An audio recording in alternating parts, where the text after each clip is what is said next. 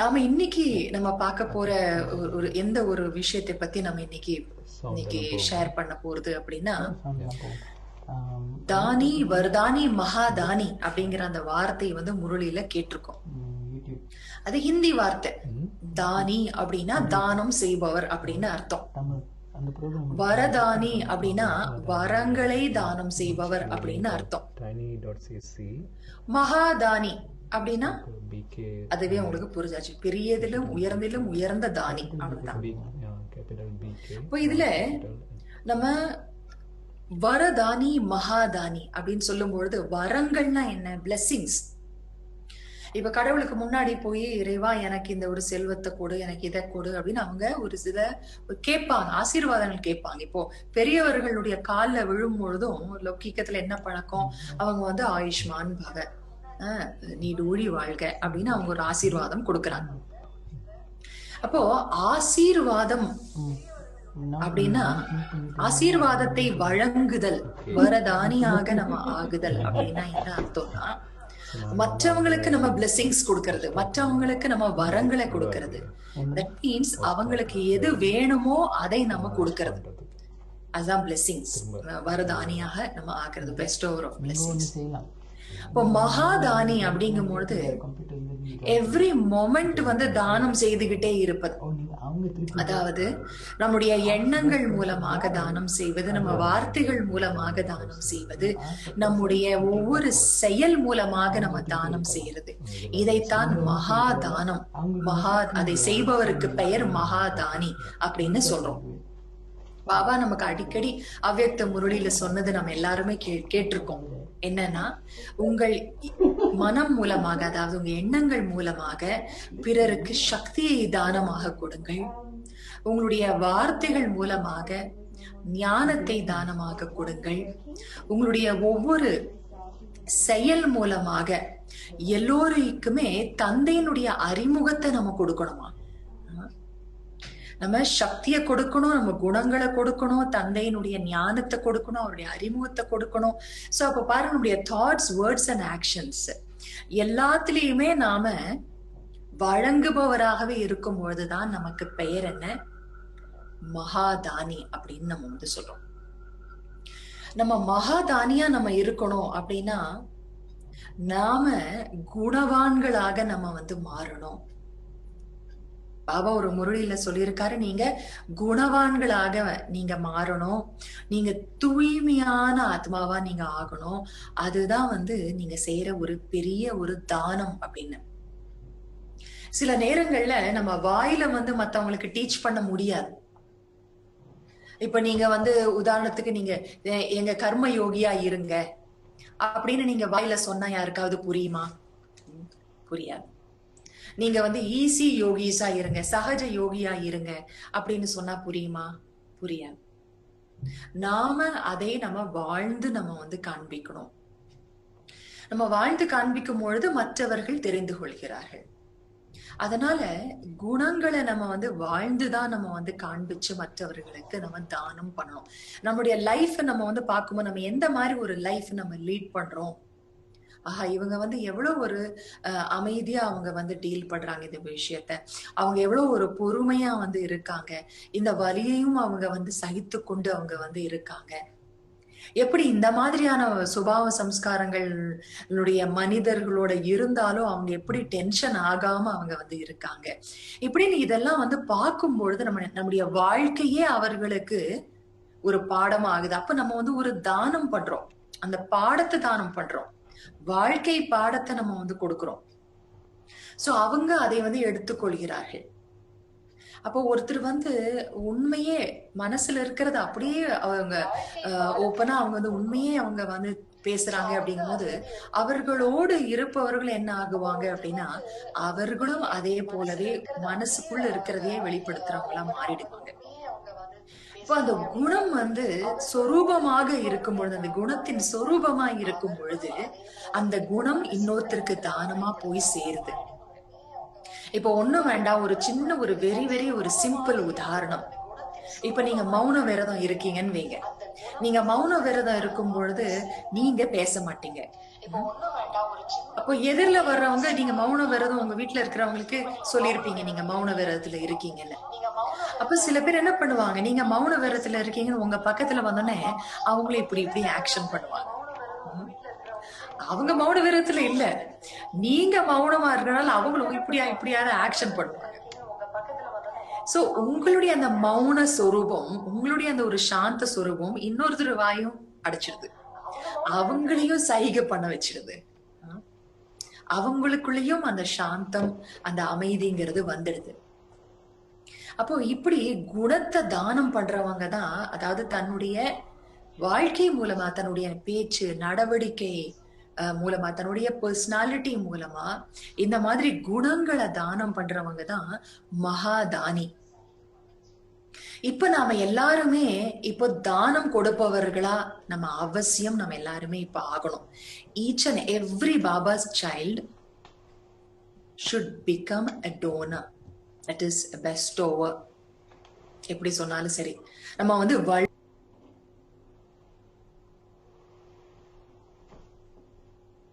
அப்ப ஏன் அப்படின்னா அதுக்கு வந்து ஒரு சில முக்கிய காரணங்கள் என்னென்ன நம்ம தெரிஞ்சிருக்கோம்.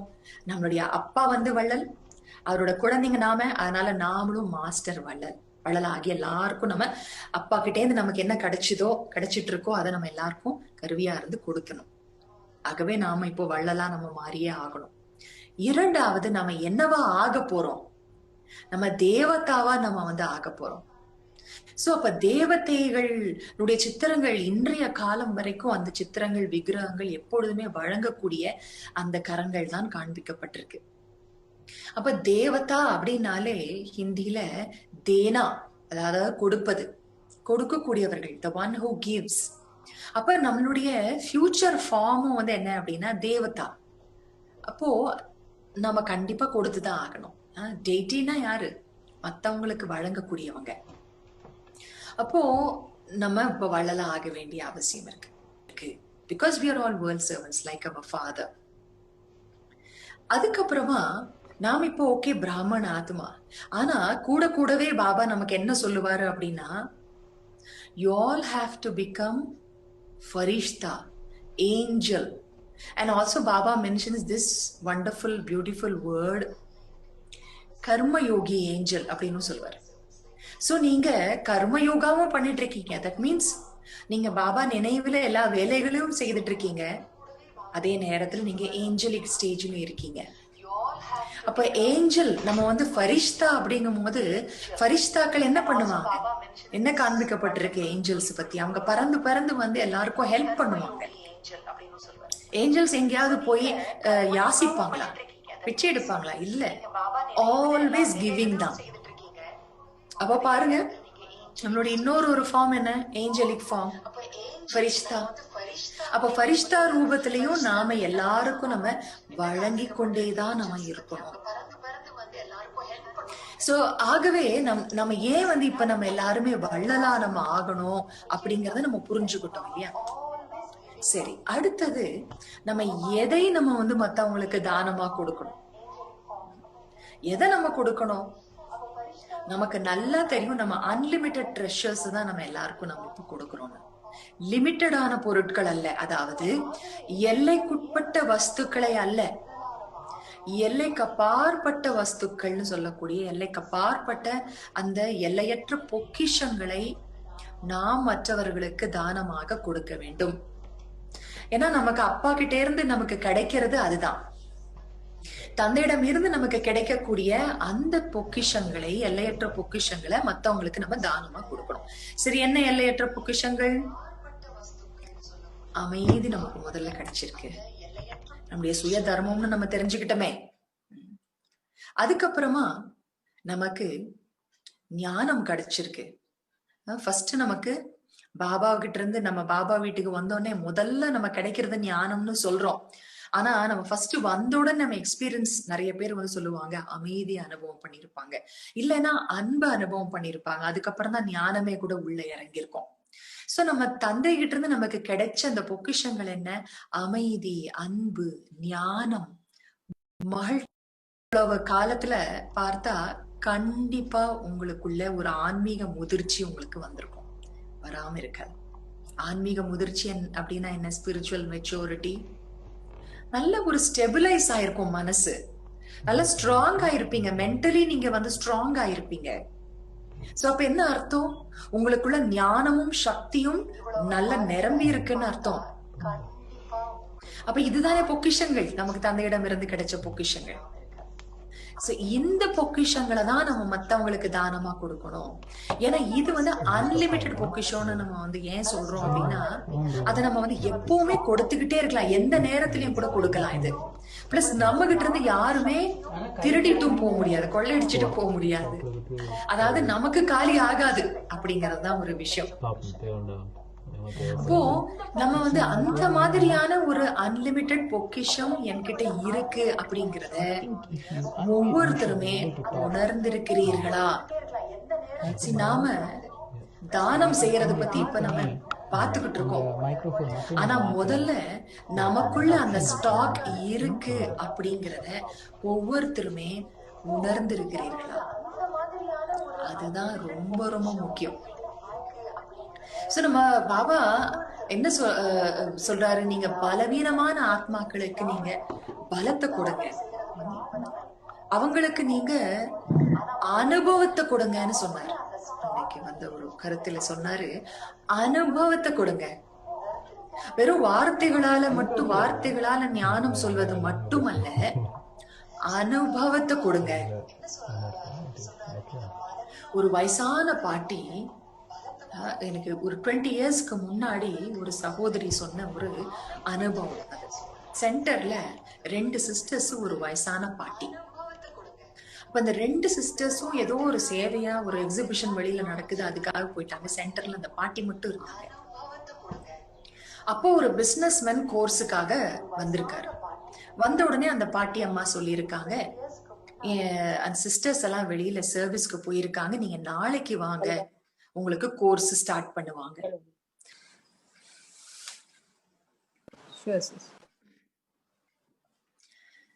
சோ அப்போ அந்த பாட்டி சொல்லியிருக்காங்க, நீங்க நாளைக்கு வாங்க. அப்போ அந்த பிசினஸ் மேன் சொல்றாரு, நான் ரொம்ப நாளா ட்ரை பண்ணி, நானும் ஒரு பிஸி பர்சன், ரொம்ப நாளா ட்ரை பண்ணி நான் இப்பதான் இன்னைக்கு வர முடிஞ்சது. சோ ப்ளீஸ் இன்னைக்கு எனக்கு ஒரு நாள் கோர்ஸாவது எடுத்துருங்க. அந்த பாட்டியோ ஒரு நாளும் கோர்ஸே எடுத்தது இல்லை.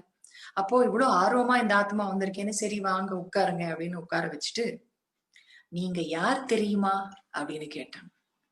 அவர் அப்படியே பார்த்துட்டு, இப்பதானே நான் சொன்னேன், நான் இன்ட்ரோடியூஸ் பண்ணிக்கிட்டு திருப்பியும் கேட்கறாங்களே பாட்டின்னு, சரின்னு மறுபடியும் அவங்க பேரை சொல்லியிருக்கிறாரு. அவரு பிசினஸ் பத்தி சொல்லியிருக்காரு.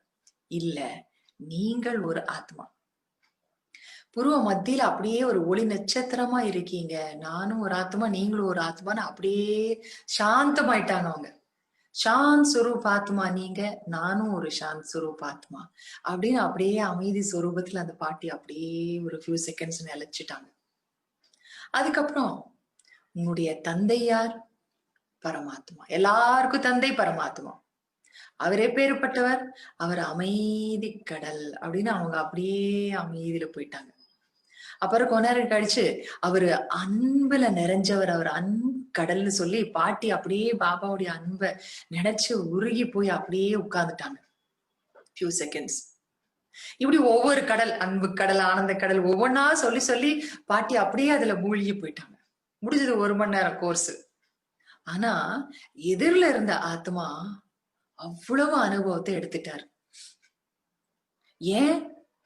அவங்க அந்த சொரூபமா மாறி இந்த ஆத்மாவும் அதை அனுபவம் பண்ணட்டோங்கிற உணர்வை மட்டும்தான் அந்த பாட்டி கொண்டு வந்திருந்திருக்காங்க. அவ்வளவுதான். ஏன்னா அவங்களுக்கு டீட்டெயிலா கோர்ஸ் எடுக்க தெரியாது. இவ்வளவுதான் தெரியும், நான் ஆத்மா பரமாத்மா அப்பான்னு.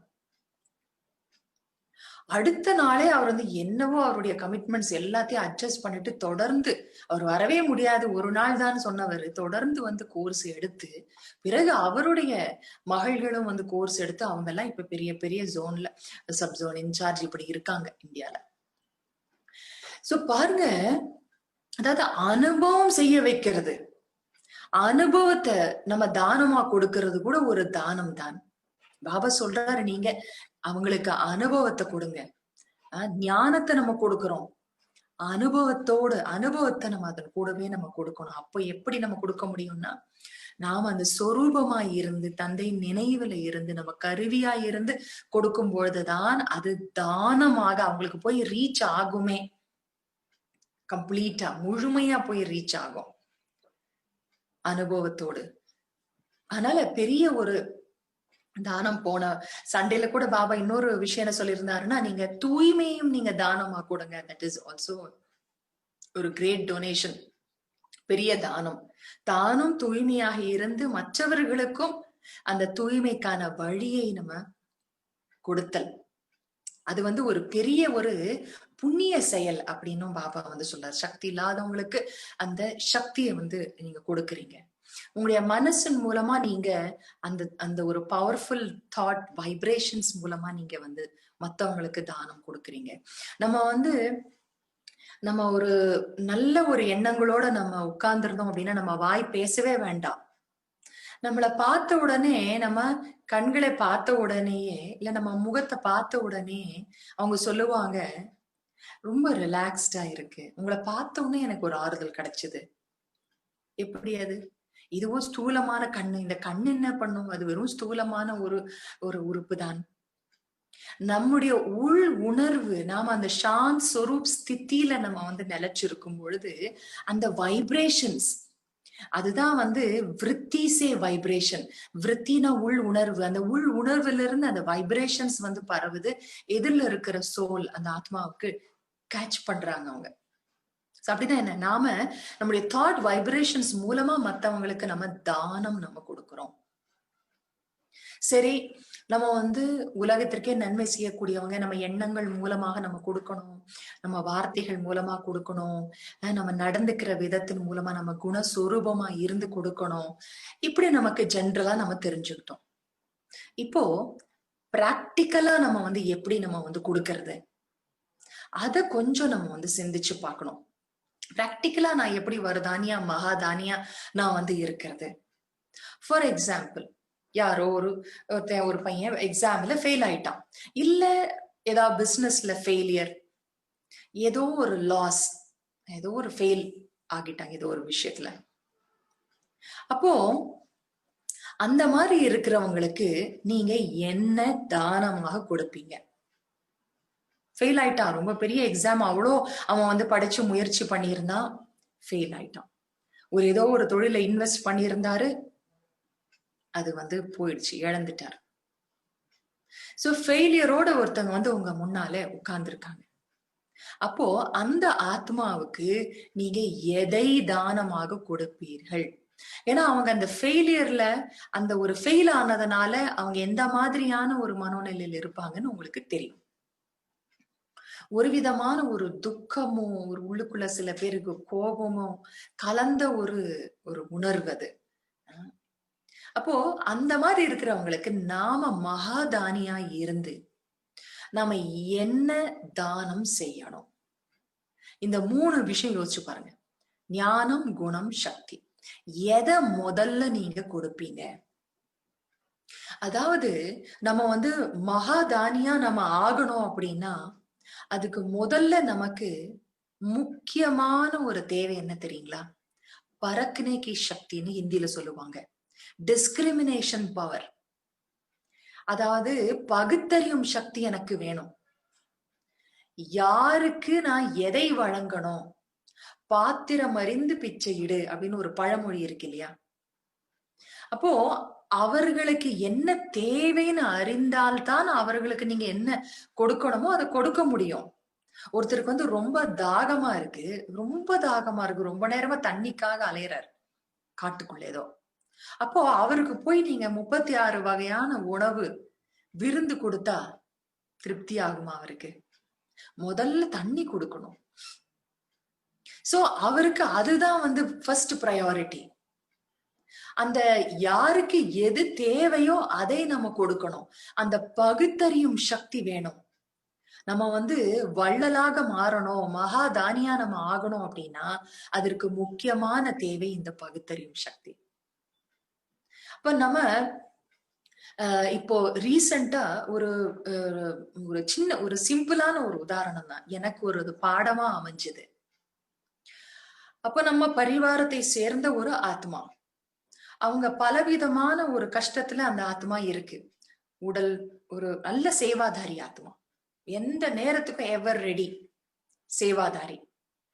அப்போ உடல்லையும் ஒரு சில ஏதோ ஒரு கஷ்டங்கள், தொந்தரவு, கிளைமேட் சரியில்லை, ஒரு சில ஏதோ தொந்தரவு, குடும்பத்திலையும் ஏதோ பிரச்சனை, சோ தொழிலையும் பிரச்சனை, வருமானம் பிரச்சனை வந்துருச்சு, கொரோனா சிச்சுவேஷன் இல்லையா, இப்படி நாலா பக்கமும் பிரச்சனை. வியாபாரத்துல பிரச்சனை, சடனா ஒரு பினான்சியல் ஒரு கிரைசிஸ், உடல்ல பிரச்சனை, குடும்பத்துல பிரச்சனை, எல்லாமே பிரச்சனையில இருக்கு. அப்போ ஒரு விதமான ஒரு மன சங்கடத்துல அந்த ஆத்மா இருந்திருக்கு. ஆனா வெளியில காமிச்சுக்க மாட்டாங்க, ஏன்னா பாபா குழந்தைகள் அதை வெளியில காமிச்சுக்க மாட்டாங்க. ஓகே, அப்போ ஆஸ் அ பாபாஸ் இன்ஸ்ட்ருமெண்ட், ஒரு ஒரு பொறுப்பாளர், ஒரு சென்டர்னுடைய ஒரு ஒரு சேவை ஒருங்கிணைப்பாளர் அப்படிங்கிற ஒரு ரூபத்துல நான் என்ன பண்ணேன், ஒரு சேவையினுடைய பொறுப்பை அந்த ஆத்மாவுக்கு நான் கொடுத்தேன். ஆனா அந்த ஆத்மாவுக்கு அந்த நேரத்துல அந்த சேவை பண்றதுக்கான ஒரு சக்தி இல்லை, ஒரு ரொம்ப இக்கட்டான ஒரு சூழ்நிலையில இருந்திருக்கு. ஆனா நான் என்ன நினைச்சேன், அந்த ஆத்மாவுக்கு இந்த சேவை கொடுத்தா அந்த ஆத்மா உற்சாகமா இருக்கும், நல்ல அவங்களுக்கு நல்ல பாக்கியத்தை சேர்த்துக்குவாங்க அப்படின்னு நம்ம நினைச்சோம். ஆனா அந்த ஆத்மாவுக்கு அந்த நேரத்துல என்ன தேவைப்பட்டது அப்படின்னா, ஒரு ஆறுதல் தேவைப்பட்டது, ஒரு விதமான ஒரு சப்போர்ட் தேவைப்பட்டது. அத நான் பகுத்தறியல. அப்போ அவர் ரொம்பவும் வருத்தப்பட்டார். நீங்க இந்த நேரத்துல எனக்கு சேவையை கொடுத்து திணிக்கிறீங்க, ஆனா என்னுடைய ஒரு நிலைமை இப்ப இந்த மாதிரி ஒரு கஷ்டத்துல இருக்கு. ஒரு ஏதாவது ஒரு விதத்துல ஒரு ஆறுதலோ இல்ல ஏதாவது ஒரு யோகுதானோ இல்ல ஒரு குட் விஷஸோ நீங்க இந்த தருணத்துல எனக்கு கொடுப்பீங்கன்னு நினைச்சேன். ஆனா எனக்கு ஒரு சேவையை நீங்க கொடுத்துட்டீங்க. சரி, சேவையின் மூலமும் நமக்கு நல்ல ஒரு மனோநிலை உருவாகும் என்பது உண்மைதான். ஆனால் சில நேரங்கள்ல அந்த ஆத்மாவுக்கு என்ன தேவையோ அதை நம்ம கண்டறிய வேண்டிய ஒரு அவசியம் இருக்கு அப்படிங்கிறத நான் புரிஞ்சுக்கிட்டேன். அப்போ அந்த ஆத்மாவுக்கு அவருக்கு என்ன ஒரு சங்கடம், என்ன ஏதுன்னு நம்ம விசாரிச்சு, சோ அதற்காக நாம ஒரு ஞான கருத்துக்களை பரிமாறிக்கொண்டு யோக அபியாசத்தை பற்றி பேசி இன்னும் மனசை ஒரு பூஸ்ட் அப் பண்ண பிறகு அதுக்கப்புறம் ஒரு சில நாட்கள் கழித்து அவர் சேவையில் இறங்கினார்.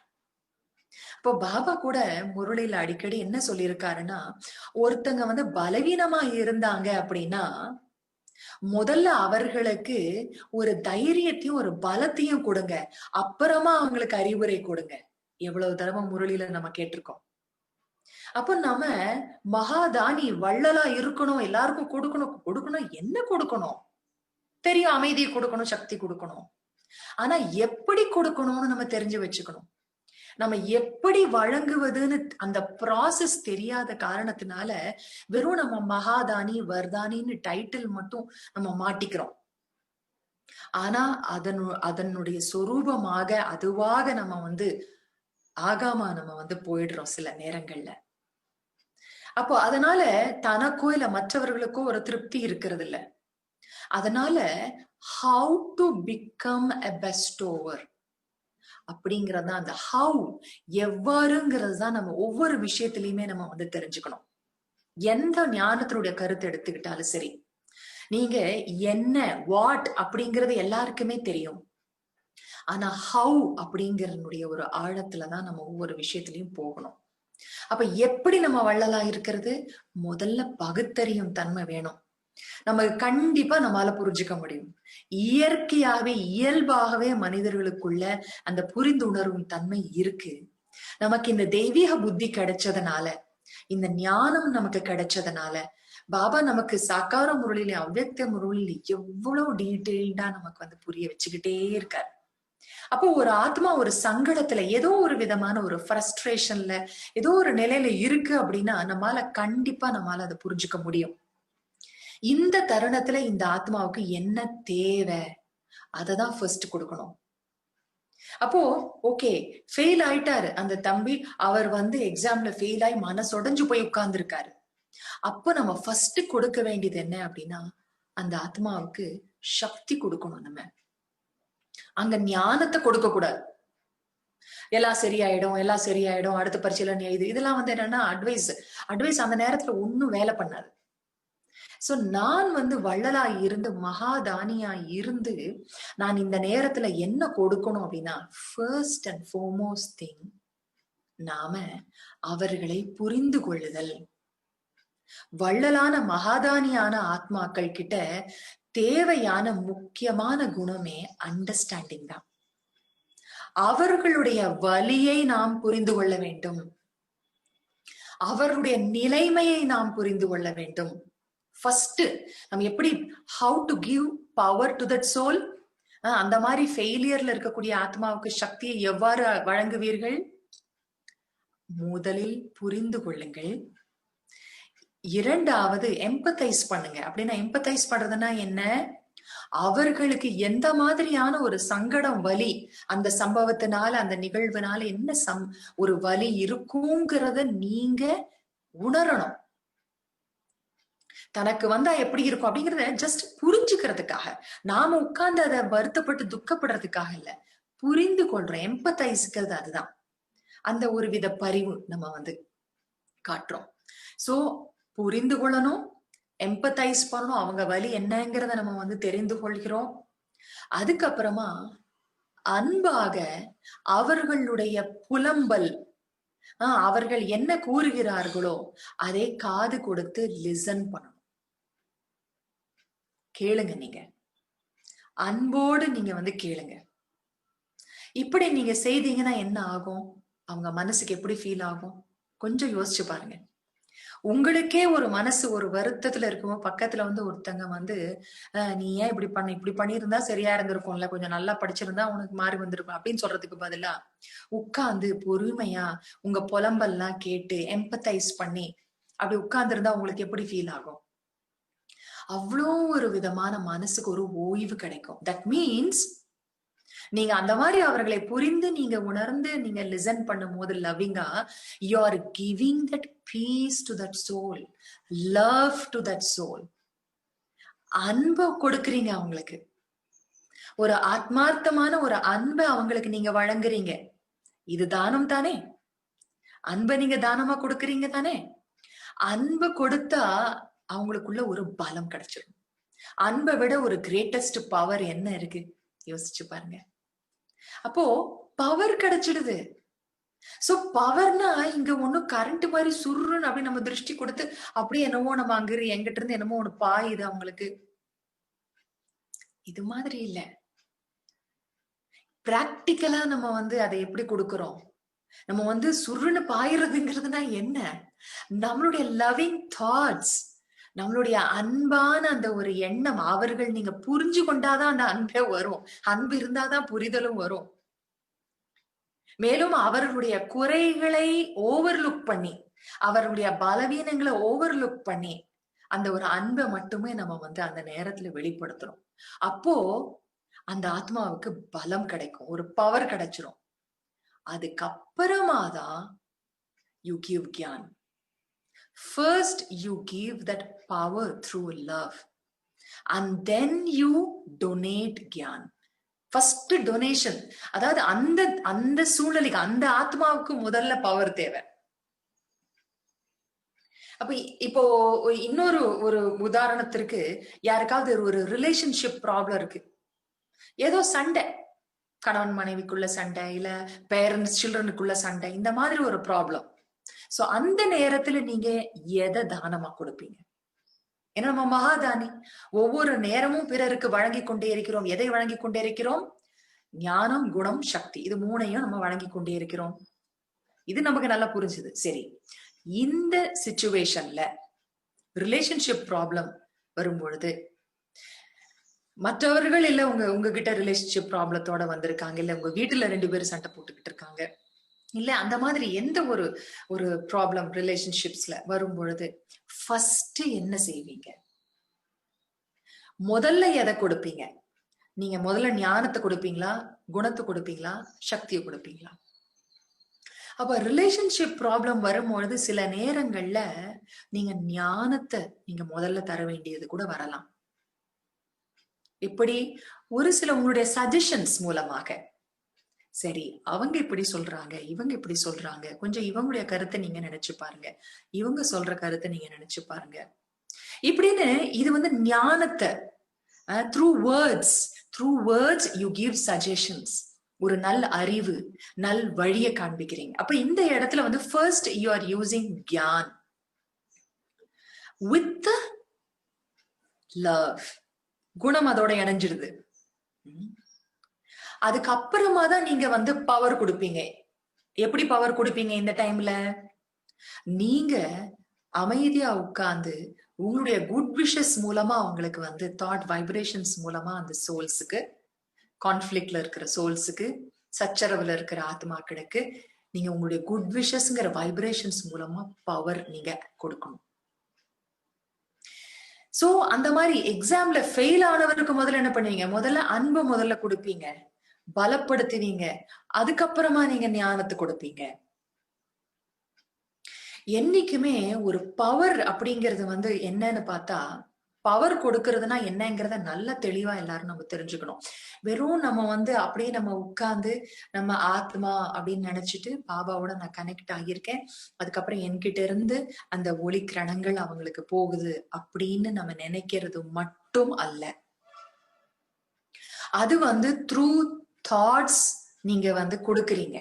அது மன்சா சேவா, அந்த ஒரு பவர் கொடுங்க. மனம் மூலமா நீங்க வந்து அவங்களுக்கு சர்வீஸ் பண்றீங்க, கொடுக்குறீங்க, டொனேஷன், தானம் பண்றீங்க. ஆனா பவர்ங்கிறது இன்னொரு விதத்திலயும் நீங்க வந்து கொடுக்குறீங்க. எப்படின்னா த்ரூ அக்செப்டன்ஸ், த்ரூ எம்பத்தி. மத்தவங்களை நீங்க ஏற்றுக்கொள்றீங்க, அவங்கள நீங்க புரிஞ்சுக்கிறீங்க. அதுக்கப்புறமா உங்க வார்த்தைகள் மூலமாக கூட அவங்களுக்கு ஒரு இன்ஸ்பிரேஷன், ஒரு தூண்டுதல், ஒரு இன்ஸ்பிரேஷன், ஒரு மோட்டிவேஷன் நீங்க கொடுத்துட்டே இருங்க. அவங்களுக்குள்ள ஒரு பவர் வந்துடும். பாபா எவ்வளவு அழகா அவ்யக்த முரளியில அன்றைக்கு சொல்லியிருந்தாரு. ஒரு சண்டே முரளியில அவங்க வந்து பலவீனமானவன், நீ பலவீனமானவன் பலவீனமானவன் சொல்லி இன்னும் கீழே கீழே அவங்கள வந்து தள்ளிடாதீங்க. சரி சரி, எல்லாம் சரியா இருக்கு, எல்லாம் சரியா இருக்கு, நீ கரெக்ட் தான், நீ கரெக்ட் தான் அப்படின்னு அவங்களுக்கு ஊக்கம் கொடுக்கக்கூடிய வார்த்தைகளை நம்ம வந்து பேசுறோமா? அப்ப அவங்க வந்து உடனே மனசுக்கு அவங்களுக்கு நல்லா இருக்கும். அதுக்கப்புறமா நீங்க அவங்களுக்கு அறிவுரை கொடுங்க. பாபா நமக்கு எப்படி வழங்க வேண்டும், மற்றவங்களுக்கு அறிவுரையை, ஞானத்தை எவ்வாறு வழங்குவது, முதல்ல அவங்களுக்கு தைரியம்ங்கிற ஒரு பவரை கொடுங்க. அப்புறம் எவ்வளவு அழகா பாபா நமக்கு வந்து தானத்தை பத்தி டீட்டெயிலா நமக்கு வந்து புரிய வச்சிருக்காரு. தானம்னா இதுதான். ஏன்னா ஸ்தூலமான பொருட்களை தானம் பண்றது ரொம்ப ஈஸி. கண்ணுக்கு முன்னால தெரியும், அவங்களுக்கு எவ்வளவு வேணும்னு தெரியும், எடுத்து கொடுத்துருவோம். அப்படியே 2 நாளா சாப்பிடாம வயிறு ஒட்டி ரொம்ப பசியில பட்டினியில கிடக்குறாங்களா, ஓ இவங்களுக்கு சாப்பாடு கொடுக்கணும் அப்படின்னு தெரிஞ்சு போயிடும். உடனே சாப்பாடு எடுத்துட்டு போய் அந்த உணவை வந்து தானம் பண்ணிடலாம். கை நீட்டி காசு கேட்கிறவங்களுக்கு பைசா கொடுத்துருவாங்க, தானம் பண்ணிடுவாங்க. இல்ல இவங்க வியாதியில இருக்காங்க, ஆபரேஷன் நடக்குது, இவங்களுக்கு ரத்தம் வேணும் அப்படின்னா ரத்தத்தை தானமா கொடுத்துடலாம். ஏன்னா அது தேவை எதுன்னு தெரியும், உடனே கொடுத்துடலாம். ஆனா இது வந்து எல்லையற்ற விஷயம் அல்லவா ஞானம், குணம், சக்திங்கிறது. அப்ப யாருக்கு எது இந்த நேரத்துல தேவைன்னு தெரிஞ்சாதான் நம்ம மகாதானியா நம்ம இருக்க முடியும். யாருக்கு எது தேவையோ வரதானியா இருக்க முடியும். அவங்களுக்கு தேவையான பிளெஸிங், தேவையான அந்த வரத்தை அவர்களுக்கு நம்மால வந்து கொடுக்க முடியும். அப்ப நாம அனலைஸ் பண்ணணும் அவங்களுக்கு. பிறகு அப்புறமா நீங்க வந்து ஞானத்தை, அந்த ஒரு சஜஷனை நீங்க வந்து கொடுங்க. இப்போ இன்னொரு உதாரணத்திற்கு, யாராவது ஒரு ரொம்ப நெருக்கமான சொந்தத்துல இருக்கிறவங்க இறந்துட்டாங்க, அதாவது சரீரத்தை விட்டுட்டாங்க, ரொம்ப they have lost their loved ones. இந்த மாதிரி எவ்வளவு பேர் வந்து இப்போ அந்த வைரஸ்னால இறந்து போறாங்க, அதாவது சரீரம் விட்டுடுறாங்க, இல்ல ஏதோ காரணத்தினால ரொம்ப நெருக்கமானவங்க சரீரம் விட்டுடுறாங்க. அப்படி ரொம்ப ஒரு விதமான ஒரு துக்கத்துல இருக்காங்க. அப்ப அந்த நேரத்துல நீங்கள் என்ன முதலில் தானம் செய்வீர்கள்? Just think. ஆஸ் அ மகாதானி, what am I going to donate first? So first நான் என்ன பண்ணணும்? அந்த நெருங்கியவங்களை இழந்து போய் அந்த ஒரு துக்கத்துல இருக்கிறவங்களுக்கு நான் என்ன பண்ணணும்? நான் பேசாம அவர்கள் கிட்ட ஆறுதலா நான் போய் உட்காரணும், அமைதியா உட்காரணும். அங்க நேரத்துல நம்ம ஞானத்தை நம்ம வாய் திறக்க கூடாது. ஆத்மா அழியாதது, அவங்க பார்ட் பிளே பண்ணிட்டு அவங்க போயிடுறாங்க, அப்படி சொல்ல முடியுமா? நோ, அது இப்ப சொல்லக்கூடாது. எப்படி நிலத்தை பதப்படுத்திட்டு தானே விதைய போடணும். அப்போ ஆஸ் அ மகாதானி, what should I donate first to this particular person and at this particular situation? இந்த சூழ்நிலையில, ஏன்னா அந்த நபர் எப்பேற்பட்ட நபர், அவருக்கு தகுந்த மாதிரி நம்ம என்ன செய்யணுமோ, முதல்ல நம்ம எதை தானமா கொடுக்கணுமோ அதை நம்ம கொடுக்கணும். அதுதான் மகாதானி. அப்ப அவர்களுக்கு உங்களுடைய ஒரு கேர், உங்களுடைய அக்கறையை நீங்க உங்களுடைய சைகை, உங்களுடைய செயல்கள் மூலமா காண்பீங்க. துக்கத்துல உட்கார்ந்து இருக்காங்களா, you you give that care, give them love. அவங்களுடைய மன வலி, அந்த சங்கடத்தை நீங்க எம்பத்தைஸ் பண்ணுங்க, அதை புரிஞ்சுக்கோங்க நீங்க. அதுக்கப்புறமா நீங்க அடுத்தது என்ன பண்ணணும்? மனம் மூலமா அந்த வைப்ரேஷன்ஸ் அந்த சோலுக்கு கொடுக்கணும், துக்கத்துல இருக்கிற ஆத்மாக்களுக்கு. அப்போ ஆறுதல் மனம் மூலமா அடுத்தது நம்ம கொடுக்கணும். அவ்வளோ ஒரு நம்ம டோட்டல் நம்ம ஒரு சாந்த் ஸ்வரூப் ஸ்டேஜ்ல பாபாவும் நானும் இணைஞ்சு, பாப் தாதாவும் நானும் இணைஞ்சு இருக்கேன் அப்படின்னு நினைச்சிட்டு, அதுக்கப்புறமா அந்த சோலுக்கும் நான் இப்ப அனுபவம் பண்ணிட்டு இருக்கக்கூடிய அந்த ஒரு பீஸ்ஃபுல்னஸ், அந்த அமைதி. ஏன்னா நீ யோசிச்சு பாருங்க, நான் ஆத்மான்னு நினைக்கும் பொழுதே உடனே நீங்க அமைதி அனுபவம் பண்ணிடுவீங்க. பாபாவோட நானும் சேர்ந்து இருக்கேன் அப்படின்னு, பாபாவோட சேர்ந்து இருக்குன்னு என்ன, பாபா கை பிடிச்சிருக்கேன், இல்ல 2 பேரும் கம்பைன்ட் ஆயிட்டோம் அப்படின்னு நினைச்சாலும் சரி, பாபா கை பிடிச்சிருக்கேன்னு நினைச்சாலும் சரி. சோ அந்த மாதிரி 2 பேரும் சேர்ந்து இருக்கோம் அப்படின்னு நினைச்சாலே உங்களுக்குள்ள அவ்வளோ ஒரு இன்னர் ஸ்டெபிலிட்டி, மனம் அவ்வளோ ஒரு ஸ்திரத்தன்மையும் ஒரு பலத்தையும் அனுபவம் பண்ணும். அந்த மாதிரியான தருணத்துல இந்த தாட் நீங்க கொண்டு வாங்க. என்ன கொண்டு வரணும்? இந்த துக்கத்துல இருக்கிற ஆத்மாக்களும் இதே அமைதி அவங்களுக்கும் போகுது. இந்த ஆத்மா இந்த ஒரு அமைதியை அனுபவம் செய்யட்டும் அப்படின்னு அந்த தருணத்துல ஒரு தாட் நீங்க கொண்டு வாங்க. அந்த வைப்ரேஷன்ஸ் அந்த சோலுக்கு போய் ரீச் ஆகும். இது நம்ம செய்யற 2வது. 3வது தான் சூழ்நிலையை பார்த்து அவங்களுக்கு ஞானத்தை சொல்லணும். ஆத்மா அழியாதது, அவங்க கண்டிப்பா இதே பூமியில தான் இருப்பாங்க, எங்கேயும் உங்களை விட்டு போல அப்படின்னு அந்த ஆத்ம ஞானத்தை நீங்க நிதானமா அதுக்கப்புறம் ஞானத்தை அதுக்கப்புறமா டொனேட் பண்ணணும், தானம் பண்ணணும். சோ அதனால ஒவ்வொரு தருணத்திலும் நம்ம மகாதானியா நம்ம இருக்கணும். நம்ம எண்ணங்கள் மூலமாக இந்த தருணத்துல செய்யணுமா, வார்த்தைகள் மூலமா செய்யணுமா, செயல்கள் மூலமா செய்யணுமா, அதை பகுத்தறிஞ்சுக்கணும். பிளஸ் எதை முதல்ல நான் கொடுக்கணும்? முதல்ல நான் குணத்தை, அமைதியை கொடுக்கணுமா, அன்பை கொடுக்கணுமா, இல்ல முதல்ல ஞானத்தை கொடுக்கணுமா? சோ இப்படி நம்ம பகுத்தறிஞ்சு நம்ம செய்யும் பொழுதுதான் அந்த தானமே பிரயோஜனப்படும். இல்லைன்னா அது என்ன சொல்லுவாங்க, விழலுக்கு இறைத்த நீர் மாதிரின்னு வேஸ்ட் ஆயிடும் இல்லையா? பாத்திரம் அறிஞ்சு நம்ம கொடுக்கும் போது தானே புண்ணியம் இருக்கு. சோ இந்த மாதிரி நாம செய்யணும். குணதானம் அப்படின்னாலே அது நம்ம சொரூபமா இருந்தாதான் நம்ம மற்றவங்களுக்கு அந்த குணத்தை தானமா கொடுக்க முடியும். இல்லைன்னா நீ பொறுமையாயிருன்னு வாயில நம்ம அந்த பொறுமையினுடைய ஞானத்தை கொடுக்கறதுனால குணம் மத்தவங்களுக்கு வராது. நாம பொறுமைசாலி, நம்ம வீட்டுல அது போல நம்ம நடந்துக்கணும், சூழ்நிலையில அது போல நம்ம நடந்துக்கணும். பாபாவுடைய குழந்தையா நாம சாந்தமா இருந்து நம்ம மத்தவங்களுக்கு காண்பிக்கணும். இந்த குழப்பத்திலயும் எவ்வளவு அமைதியா அவங்க இருக்காங்க அப்படின்னு அவங்க பார்க்கும் போது அவங்களும் அது மாதிரி இருக்க முடியுங்கிற ஒரு நம்பிக்கை முதல்ல வரும். சோ நம்பிக்கைய முதல்ல தானமா கொடுக்குறீங்க, அதுக்கப்புறமா உங்ககிட்ட இருந்து அந்த குணத்தையும் அவர்கள் தானமாக பெற்று விடுவார்கள். சோ இப்படி நாம மகாதானியாக நம்ம ஆகிறதுல ஒரு பிராக்டிக்கல் ஒரு விஷயத்த, ஒரு தாரணைக்குரிய ஒரு விஷயத்த நம்ம பார்த்தோம். இதுல இறுதியாக ஒரே ஒரு விஷயத்த நான் சொல்லி நிறைவு செய்யறேன். நம்ம என்னைக்குமே நம்ம மத்தவங்களுக்கு கொடுக்கணும் அப்படின்னா நாம நமக்குள்ள நிரப்பிக்கொள்ளணும் இல்லையா? சட்டியில இருந்தாதான் அகப்பையில வரும் அப்படின்னு ஒரு பழமொழி சொல்லுவாங்க. அப்போ நமக்குள்ள நான் எனக்குள்ள ஃபில் பண்ணிக்கிட்டாதான் நான் மத்தவங்களுக்கும் வந்து ஃபில் பண்ண வைக்க முடியும். So I have to become full so that I can fill others.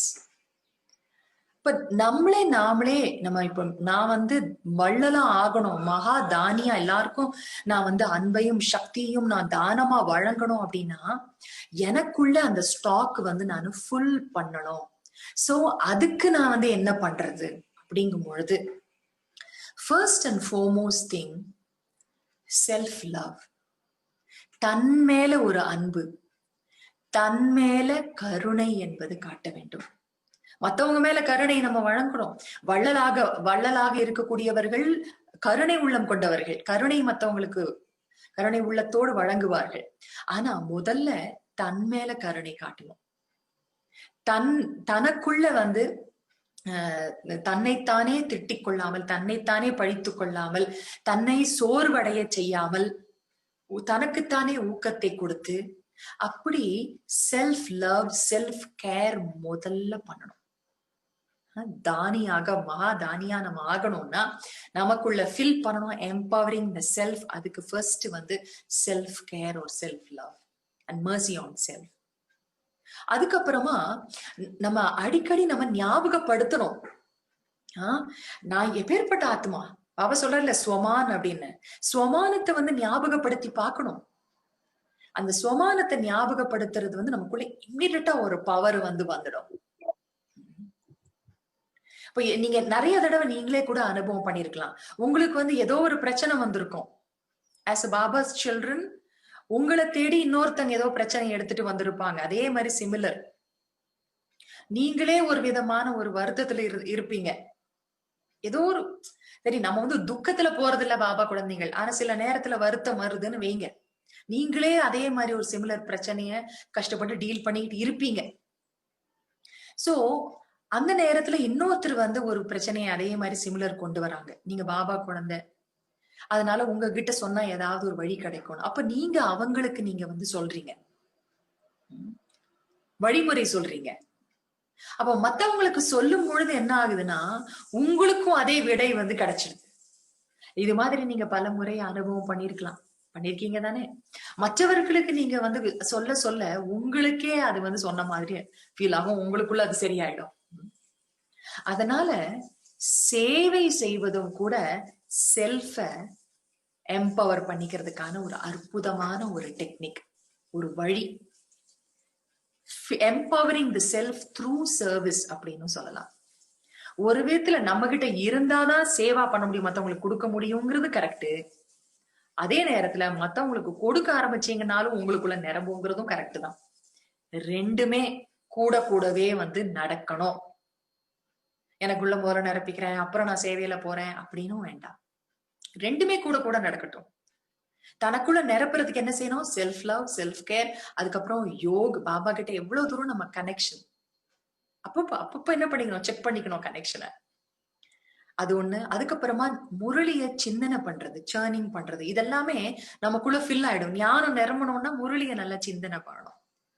அதே நேரத்துல செல்ஃப் டிசிப்ளின், அதுவும் நம்மள வந்து சக்திசாலி ஆகும். செல்ஃப் டிசிப்ளின்னா என்ன? சுய கட்டுப்பாடுனா நம்ம வேஸ்ட் எல்லாம் பினிஷ் பண்ணிடும். வீணாக நேரத்தை செலவழிக்கிறது, வீணான பேச்சு, வீணான செயல், வேஸ்டுக்கு எல்லாத்தையும் நம்ம பினிஷ் பண்றதுக்கு பேரு தான் டிசிப்ளின் ஆக்சுவலா பார்த்தா. சோ அதுலயே செல்ஃப் டிசிப்ளின் வரும்போது பியூரிட்டியும் நமக்குள்ள வந்துருது. சோ நம்ம பியூர் ஆகும்போது மத்தவங்களுக்கும் நம்ம வந்து பியூர் ஆகிறதுக்கான வழி காமிக்க முடியும், இன்னைக்கு பாபா சொன்ன மாதிரி. So empowering the self through all these things, yog மூலமா, சேர்னிங் மூலமா, நம்மளுடைய தியாகம், நம்மளுடைய செல்ஃப் டிசிப்ளின் மூலமா, இப்படி நம்ம வந்து சேவா மூலமா நாமளே வந்து நம்ம நல்லா நிரப்பிக்கொண்டே வரணும். சக்தினால, குணங்கள்னால, ஞானத்தினால அப்படி நம்ம வந்து நிரப்பிக்கிட்டே வரணும். சோ சேவா அப்படிங்கறதும் வந்து என்ன அப்படின்னா நம்மள வந்து எம்பவர் பண்ணது. அந்த சேவை கூட நம்ம ஆக்சுவலா நான் வந்து வள்ளல்னு சொன்னா மகாதானியாக வள்ளலாக இருக்கக்கூடியவர்கள். மத்தவங்களுக்கு வழங்குறாங்க அப்படின்னா வழங்குறது மட்டும்தான் இருக்கும், மத்தவங்கிட்ட இருந்து எடுத்துக்கணுங்கிற எண்ணம் சிறிதளவும் இருக்காது. அவங்கதான் மகாதானி. பெயர் புகழ் எதுவுமே அவங்களுக்கு சிறிதளவும் அதனுடைய எக்ஸ்பெக்டேஷனே கிடையாது. எந்த ஒரு எதிர்பார்ப்பும் இல்லை. தான் செய்யறதுக்கு தனக்கு இந்த ஒரு பெயர் வரணும் அப்படிங்கிறதும் இல்லை, எதுவுமே இல்லை. ஓன்லி கிவிங் மட்டும்தான் தெரியும். எல்லாருக்குமே நான் கொடுத்துட்டு தான் இருப்பேன். சோ அப்படி அதாவது ஒரு நம்ம கான்சியஸ்னஸ், அதாவது நம்ம உணர்வை அந்த லெவலுக்கு நம்ம ஷிஃப்ட் பண்ணிடணும். எந்த லெவலுக்கு? ஐ ஆம் ஓன்லி அ கிவர். நான் வழங்கக்கூடியவன் மட்டுமே. நான் ஓன்லி வள்ளல், அவ்வளவுதான். Always giving giving giving. அந்த மாதிரியான ஒரு கான்சியஸ்னஸ்ல நம்மள நல்லா உட்கார வச்சுட்டோம் அப்படின்னா ஆட்டோமேட்டிக்கா நம்ம சக்திசாலி ஆயிடும். Soul feels empowered automatically. எப்போ? ஐ ஆம் த டோனர். நான் வள்ளல், வள்ளலுடைய குழந்தை, நான் வள்ளல் அப்படின்னு அந்த அந்த கிவர்ங்கிற அந்த ஒரு ஃபீலிங்ல, அந்த கான்சியஸ்னஸ்ல நம்மள உட்கார வச்சுட்டோம்னா தானாவே நம்ம பவர்ஃபுல் ஆயிடுவோம். சோ அதனால இந்த ஒரு சில கருத்துக்கள் தான் உங்ககிட்ட ஷேர் பண்ணணும்னு நான் நினைச்சிருந்தேன். யாருக்காவது ஏதாவது கேள்வி இருக்கா? கேளுங்க.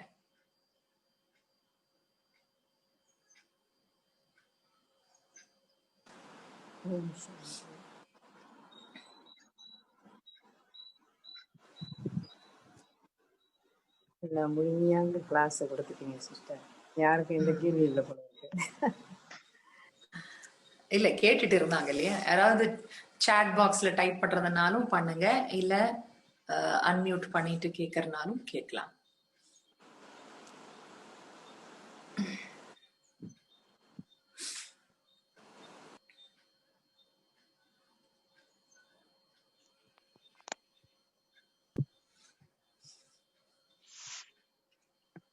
ஓம் சாந்தி. யாருக்கு எந்த கேள்வி இருக்கா? யாராவது கேக்குறேன்.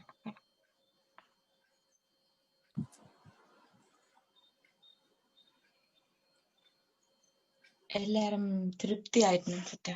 திருப்தி ஆகியாச்சு. ஓ, நல்ல விளக்கம், அற்புதமான விளக்கம். கொஞ்சம் வார்த்தையில இல்ல, அவ்வளவு. ரொம்ப ரொம்ப நன்றி சிஸ்டர். சந்தோஷம். Thank you so much sister. Thank you so much. நீங்க எல்லாரும் பிராங்க்ஃபர்ட்ல இருந்து பேசுறீங்களா? ஆமா ஆமா, சென்டர்ல, மெயின் சென்டர். என்னன்னு சொன்னா, நீங்க நல்ல ஒரு விளக்கம் கொடுத்தீங்க. அந்த ஒரு ஆளுக்கு நாங்க தானம் கொடுக்கறேன்னு சொன்னா பகுத்தறிஞ்சுதான் கொடுக்கணும். அது மிக இம்பார்ட்டன்ட். ஏன்னு சொன்னா ஒரு தாகத்துல வர ஆத்மாக்கு போய் டக்குன்னு விட நம்ம சாப்பாடு கொடுக்க கூடாது இல்லையா? அதே மாதிரிதானே அது விக்கல் எடுத்து சிரமம், அது அப்படி ஒரு சிரமம் ஆயிடும் இல்லையா? ஆமா ஆமா.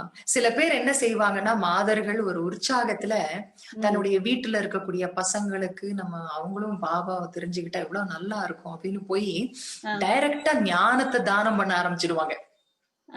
ஆனா அந்த சோல் எந்த ஸ்டேஜ்ல இப்ப இருக்கு, அந்த சோலுக்கு இப்ப எதை நம்ம கொடுக்கணும்.